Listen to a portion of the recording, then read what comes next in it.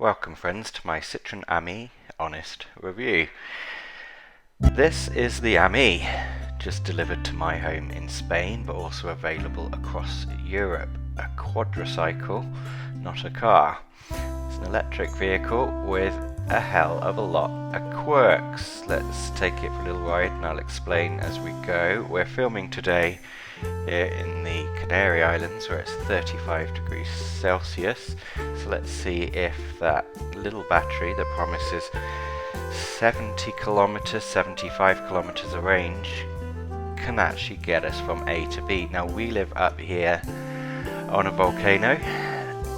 The roads are not especially fast, which is perfect for this vehicle, which is designed to just get you around town. You're going to see these as rideshare vehicles in major cities, starting in Paris already. But as you can see here, when all I need to do is to get from the finca down to the village on this nice downhill curve, even at 35-36 degrees Celsius, that battery is zooming me along at 45 kilometers an hour. Now this vehicle is limited to 45, we can get it to 46, 47 in some odd circumstances, but that is an artificial limit. It's designed that way so this vehicle is classified as a coche sin carné here in Spain. That literally just means a car without paperwork, a car that you can theoretically drive without a license. Now I do have an automatic car license, but I was attracted to the Citroen Ami because it is extremely economical to run for the short distances that I normally travel from my work at home location simply down to the village to buy essentials, water and pet food being the usual reason we take this on the road. As you can see, it's a nippy little thing. We get from 0 to 30 or 40 in just a few seconds, and it's incredibly easy to control on our rather nice, thank you EU, flat Spanish roads.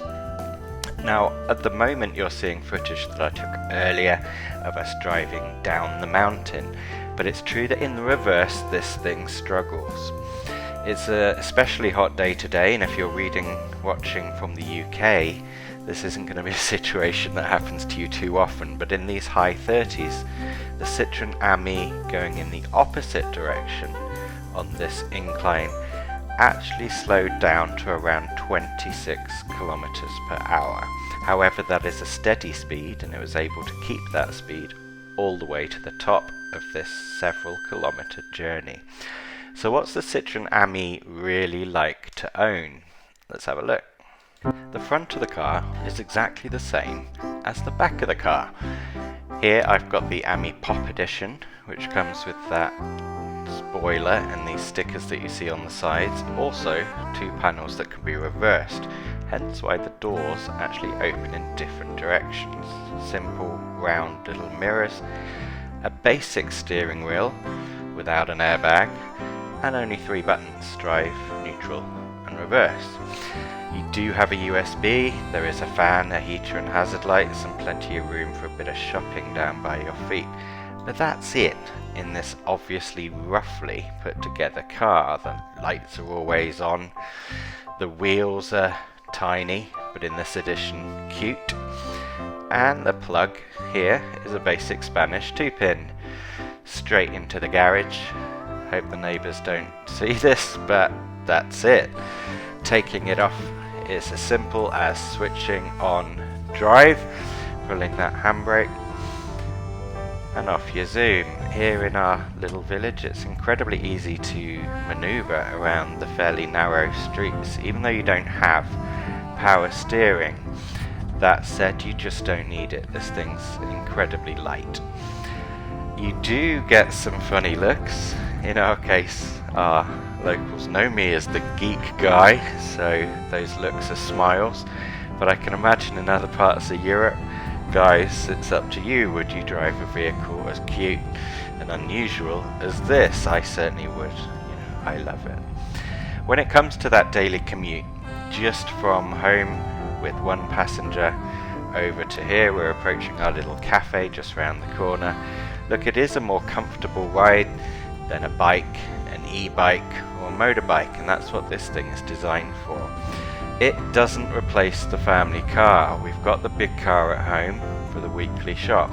This is about getting from A to B, across the village, across the city, in relative comfort, and the ride is fairly comfortable. There is suspension.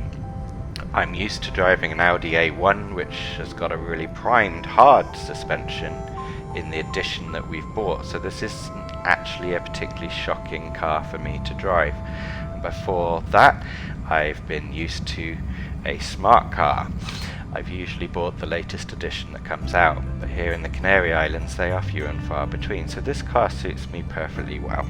As you can see, everything is minimal in the car. I've added that little LCD clock, the little bins across the behind the steering wheel there are an addition that you can buy. They just drop in, they don't even click or latch, and that metal frame around us is as basic as it comes. I wouldn't feel particularly safe in this car on a faster road, and you simply wouldn't take it there. You'd have a queue of cars behind you. But if you've got a place to live that looks as quiet as mine, this might be the ultimate mobility that you're looking for.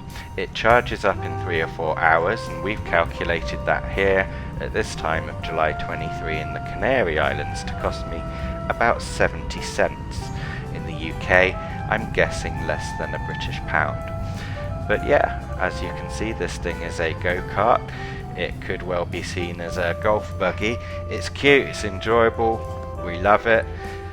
Chris here, who's taking this for a spin, normally drives a sports edition car, but even he admits that this is fun, just to nip around as essentially a fairly expensive toy. And how expensive is it? Well, we paid above 8,000 euros in this case, but this has been imported to an island off North Africa. They are available from 5,000 or 6,000 in the peninsula, and in the UK you should be spending less than I have. But as we did, you can get these cars on an incredible lease, hire or rent deal. And this one's actually been provided by a client. So it is affordable. In fact, the monthly cost, including charging it, is not a lot more than my fairly expensive mobile phone contract. Would you get one? No. If you need a car, don't get this. If you have a car and want a toy, go ahead. Citroen Ami is the cutest piece of tech that I own. It has a distinct purpose of nipping me from A to B. It's incredibly fun to drive. It's not going to last forever, but with those replaceable panels, again the front and back, left and right being the same, I don't see it being a problem to fix. It was a little tricky to insure in Spain. The first policy I bought, I think, hadn't realised what they had insured, a coche sin carne, car without a licence. Yes, it's true, you can drive these without a licence in some parts of the world. My second insurance company was fully able to give me both third-party and comprehensive insurance. Citroen themselves offer a policy for insurance through their financial partner, but it works out to be very expensive at over 500 euros. All in though, the Citroen Ami is possibly the coolest piece of tech I've bought this year. What are your thoughts? Leave a comment. Thanks for watching. Please subscribe for more normal tech reviews from the Honest Geek. Cheers.